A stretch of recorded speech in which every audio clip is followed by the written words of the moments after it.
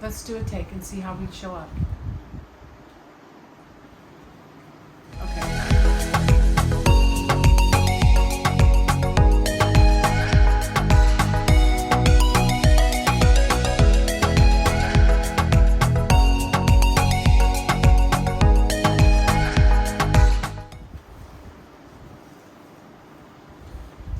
Hello everyone.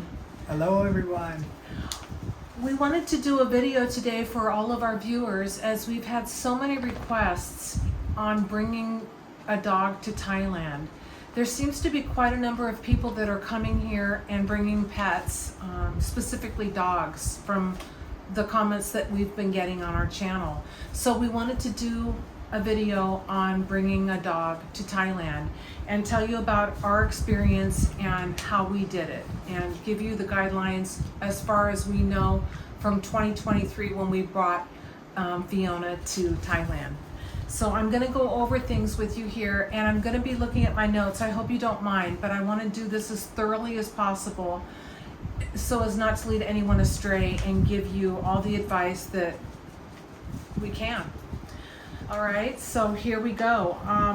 First of all, what you're going to want to do is you're going to want to go to the Royal Thai Embassy, and it's the one that's in Washington, D.C. Now this is only, okay, let me make this clear. This is for California or the United States. Canada and Mexico have different requirements, we noticed. This is only going to be if you're coming from the U.S., okay? So make sure that you remember that part when going throughout this video. You'll want to go to the Royal Thai Embassy, Washington, D.C., and I'll put the link in the description for you where to go. And you'll follow the steps, basically. The first step that you're going to want to do in bringing your dog to Thailand is you're going to want to choose the airline that you'd like to fly, because each airline requires different things and will only fly, like certain pets won't be able to fly on one airline, other pets will be allowed on another airline. We flew Qatar airline and we have she's a street dog from India, which we call her a Basenji mix because she resembles a Basenji. So we went with that. And I know that a lot of people have dogs that have the snub nose, and so there's going to be airlines that they're not going to be allowed to fly on. Now, just remember, if you're flying commercial, this will pertain to you. If you're flying by a private jet or a private airline that will take you privately over here, you can bring any dog that you would like. Okay, so choose your airline, and then we also flew Fiona in cargo because she was 40 pounds. If your dog is a lot smaller, you may be able to bring your dog in the cabin with you. You'll also want to check the time of year that you're going to fly your pet, because there's going to be certain times of the year where it's much too hot to bring a pet into Thailand. In fact, the airlines will not let you fly your pet during certain times. So check first, number one, the airline that you're going to be flying with, right? Yeah. The second thing that you're going to want to do is you're going to want to take your pet to your vet. If you're getting close to flying, okay? I'd say like a month before, do this. This is how we did it. We made sure that Fiona was completely healthy. We made sure that she had all of her vaccines up to date. The vaccines that you need to have for bringing your dog into Thailand as of 2023 when we brought Fiona in were the leptospirosis, I believe it's called, the distemper, the canine hepatitis, and the parvovirus. Those are the shots that Fiona had before she flew that our vet told us we needed, because our vet went online and looked, bringing a dog into Thailand, okay? Also, a rabies shot. It needs to be no later than 1 year and no sooner than 21 days before your flight out. That's the rabies, and those are required. Also, your dog needs to be microchipped in order to fly. In order to fly to Thailand, the microchip needs to be an ISO 11784 with a 15-digit number encrypted on it. That's also on the website, I believe, okay? But I can include that in the description as well. So it's an ISO 11784 pet microchip that has 15 digits. It's what they require to bring your dog into Thailand. So the next thing that you're going to want to do is you're going to want to get the USDA. You have to find a USDA certified vet, because you have to have a USDA health certificate in hand in order to bring your dog into Thailand. That is so important, and it's kind of stressful, because you need to make sure that you see the USDA vet with your pet 10 days before you land in Thailand, not 10 days before you fly. It's like a specific time frame, 10 days before your wheels touch the ground in Thailand with your dog. So you will need to get the USDA health certificate 10 days before. And let me tell you, was that not stressful? We had to make an appointment at our vet's office with the USDA certified veterinarian. And they had regular veterinarians at our office, and then they had USDA certified veterinarian. And we had to make an appointment when she would be in order to get the form filled out and signed by her. And a blue pen. Yeah, in a blue pen, that's right. Now, our vet did not email that over to the USDA office in San Francisco. They didn't do that. They told us they don't. So they gave us the form after she did the exam, and we had to next day air that form to the USDA office in San Francisco to get that stamped and signed by them in order to get that certificate to bring Fiona to Thailand. You're going to want to make sure that you do that on a Monday. Try and get it on a Monday or Tuesday so that you can get that form back if you have to do what we did. Yeah, because you'll get it back on Thursday or Friday, and you won't have to wait over a weekend, which makes it shortens the time from the time that you first got your certificate. Yes, but again, I'm going to bring this back to going to the link that I'm going to include in the description. You're going to want to make sure your ducks are all in a row, all your boxes are checked. But I'm going over what we have and what we remember from bringing Fiona. Okay, so the other thing that you need to do is you need to fill out an R1/1 form. It's an import permit. It's the Animal Quarantine Services, and they are here in Thailand. You're supposed to send them an email. You're supposed to email them all this different stuff, and you're going to see it on the website when you go there from the link that I send you. We did everything that they asked, and we never got a response back from them. We were pretty much on pins and needles because they just didn't respond. So we brought Fiona, on a wing and a prayer, and sure enough, when we arrived here in Thailand, and we went to the animal quarantine to pick her up across from baggage at the Suvarnabhumi airport in Bangkok.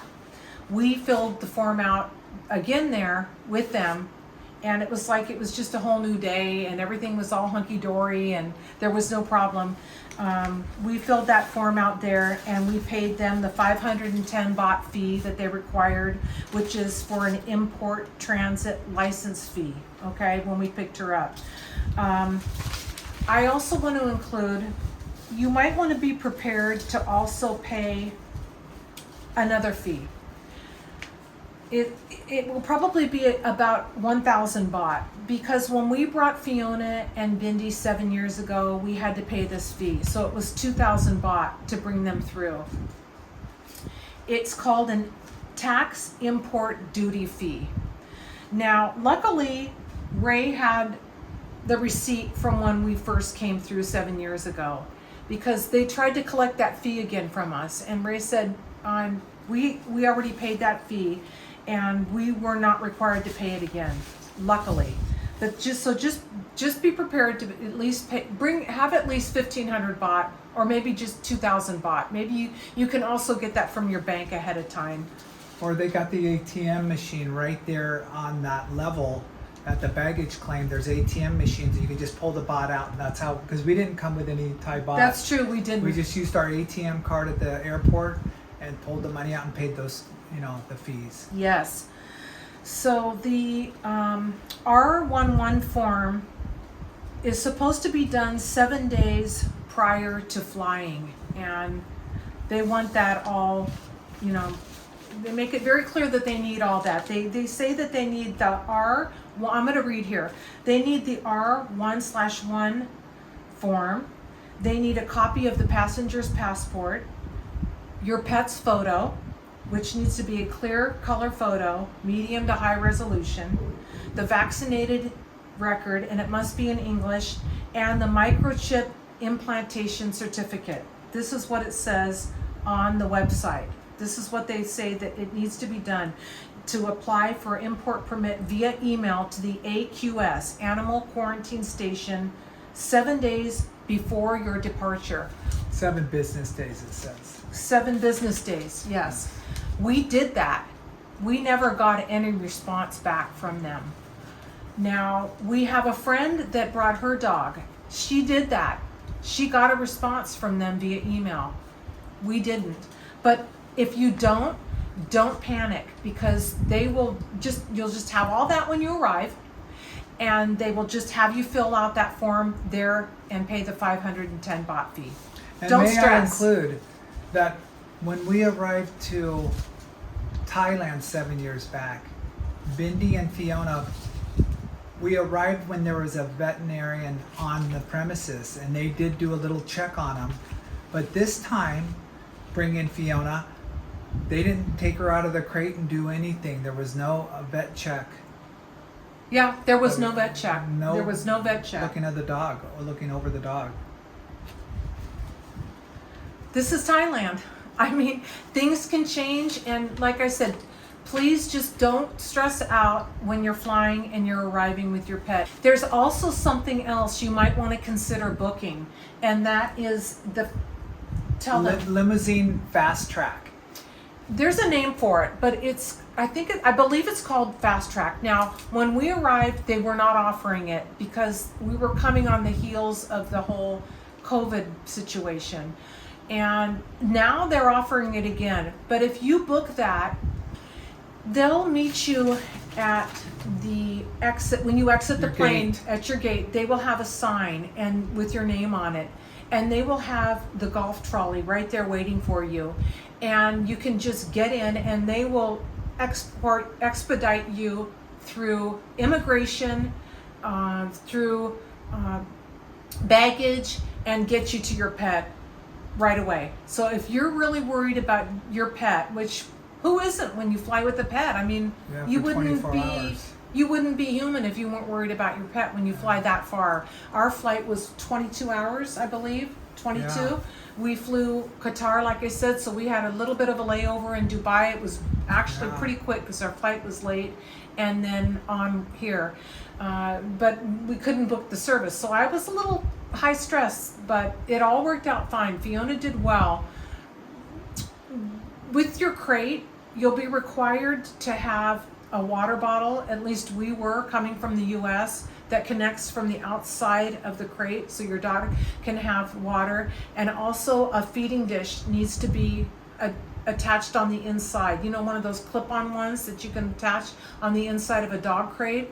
We had to have that attached too, because they said that they were going to give the dog some food on the layover, but our layover was so quick they didn't do it. And probably best that they didn't do that because of her, soiling the crate. But she did really well. Yeah, she did great. Yeah. So what I'm trying to say is, keep as calm as you can. Everything always works out in the end. just make sure, like I said, you're flying at a proper time when it's, good season and the airline is good and they're renowned for doing a good job flying your pet. Do all your research. I'd also like to. Because we flew Lufthansa The one time before, too. yeah. And they were great too. And I think if your delay is more than 3 hours, they actually will take your pet out of the crate, and they have somewhere where they can let it go potty. Yeah. When they're switching planes. Mm-hmm. Yeah. So you'll have to include the leash. And another tip. Before you leave from your home, if you still have your printer, or if you want to go to Kinko's and or wherever you can go get a copy, get your pet's name printed out and scotch tape it to the top of the crate so that the people that work with your pet, pulling the crate in and out, they'll say the name of they'll call your pet by name. Ray did something cute. He said, "Hi, my name is Fiona." It was really sweet. And I'm nice. I love people. And, just put that out there so that I think that's a really nice little touch, so that the baggage guys, they'll say, "Oh, hi, Fiona. It's okay. We're going to go on a plane ride now." They get personal with them, and it makes your dog feel comfortable that, oh, they know my name. It's comforting for the pet. Your pet must be 4 months of age or older to enter Thailand, as per the website. That's really an important thing. And as long as your pet does not show any sign of illness, there will be no quarantine once you arrive here. And it's just a good idea to make sure your pet is 100% healthy before you fly with him or her anyway, as a rule of thumb. So I think we covered pretty much everything. There really are. It says that there are no breed restrictions coming into Thailand. Now I thought that you couldn't bring in pit bulls. I thought they weren't allowed to be brought in. But according to the website, as of today, it says that there are no restrictions. And just make sure that your animal has been vaccinated at least 21 days prior to departure. Okay, make sure. I know that Tracy mentioned the rabies, but that's all vaccines. It looks like from what I'm reading on all here. Vaccines. All vaccines. Just make sure your dog is up to date on the vaccines. And no more than a year on the rabies and the other vaccines. Yes, right. Now, so there's different rules for cats and rabbits and chinchillas, guinea pigs, hamsters, and birds, which you can bring them in. I'm just trying to see if there's anything else I want to include right now. So I think we've pretty much covered everything. We've only had good experiences flying our pets. We flew Fiona from Bangalore, India to San Francisco when she was just a pup, to bring her to the USA. And then we flew Fiona and Bindi, our Chihuahua,